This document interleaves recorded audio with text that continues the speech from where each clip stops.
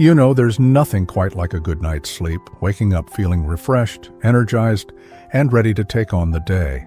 But if you're over 70, you might have noticed that sleep isn't as easy as it used to be.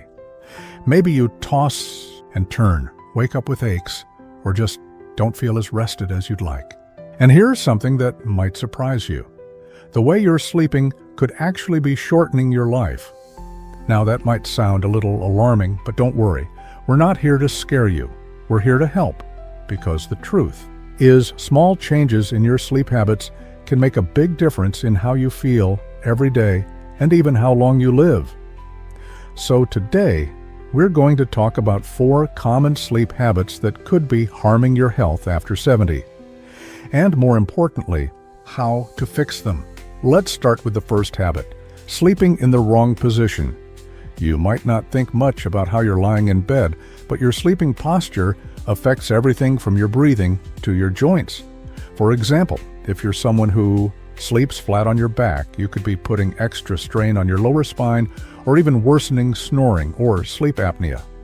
On the other hand, curling up tightly on your side might feel cozy, but it can lead to hip or shoulder pain over time. So, what's the best position? Many experts recommend sleeping on your side with a pillow between your knees to keep your hips aligned. If you do sleep on your back, try placing a small pillow under your knees to ease pressure on your lower back. And if you're a stomach sleeper, well, that's the toughest on your body, so try gently transitioning to your side. It might feel strange at first, but your body will thank you. Now the second habit that could be shortening your life, skipping a bedtime routine. You might think routines are just for kids, but our bodies thrive on consistency, especially as we get older. Going to bed at different times each night confuses your internal clock, making it harder to fall asleep and stay asleep. And when sleep is disrupted night after night, it doesn't just leave you tired, it can weaken your immune system, increase inflammation, and even raise your risk of heart disease. So, what does a good bedtime routine look like? It doesn't have to be complicated. Start by winding down at least 30 minutes before bed, maybe with a cup of caffeine-free tea, a few pages of a book, or some gentle stretching. Keep the lights dim to signal to your brain that it's time to rest, and try to go to bed and wake up at the same time every day, even on weekends. Your body loves predictability, and soon you'll find yourself drifting off more easily. Now, let's talk about something you might not expect, your pillow. That's right, the pillow you've had for years could be doing more harm than good.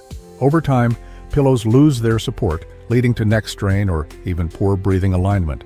And if you're waking up with a stiff neck or headaches, your pillow might be the culprit.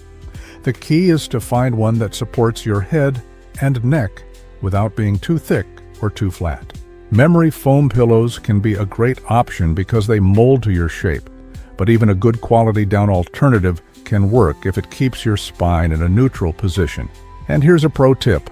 Replace your pillow every 1 to 2 years.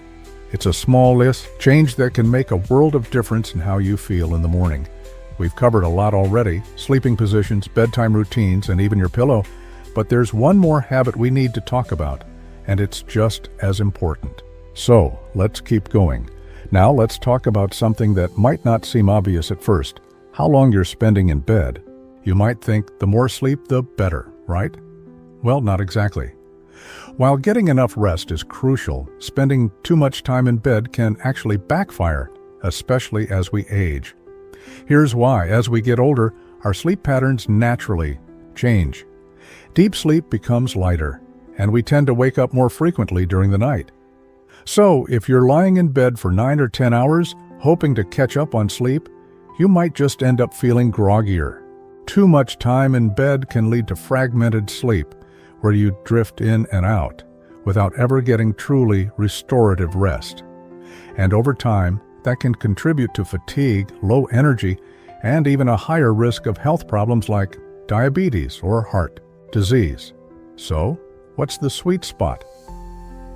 Most experts agree that seniors need about 7 to 8 hours of sleep per night, but the key is quality over quantity. If you find yourself lying awake for long stretches, it's better to get up and do something calming, like reading under soft light, rather than forcing yourself to stay in bed. And if you still feel tired during the day, a short 20-minute nap in the early afternoon can help. Just avoid napping too late, or it might interfere with your nighttime sleep. Now, let's move on to another habit that could be silently affecting your health. Ignoring nighttime bathroom trips. If you're waking up multiple times a night to use the bathroom, you're not alone. It's incredibly common after 70. But here's the thing. Frequent nighttime urination, also called nocturia, isn't just annoying.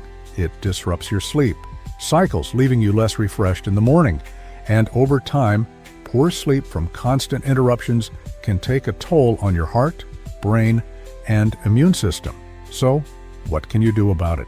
First, try limiting fluids in the 2 hours before bed, especially caffeine and alcohol, which can irritate the bladder.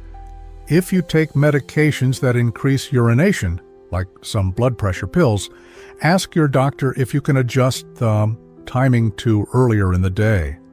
And if the problem persists, it's worth talking to your doctor, as it could be a sign of an underlying issue like an overactive bladder or sleep apnea. Now, here's a habit that might surprise you. Eating too close to bedtime. That late night snack or even a big dinner right before bed can mess with your sleep more than you realize.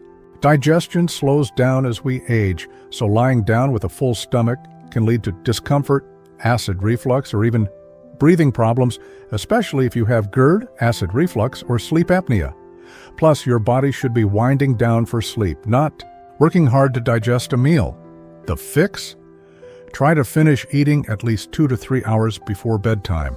If you do need a small snack before bed, keep it light. Something like a banana, a handful of almonds, or a cup of warm milk. These foods contain natural sleep-promoting nutrients like magnesium and tryptophan. And if heartburn is an issue, try elevating the head of your bed slightly or sleeping on your left side, which can help reduce nighttime reflux.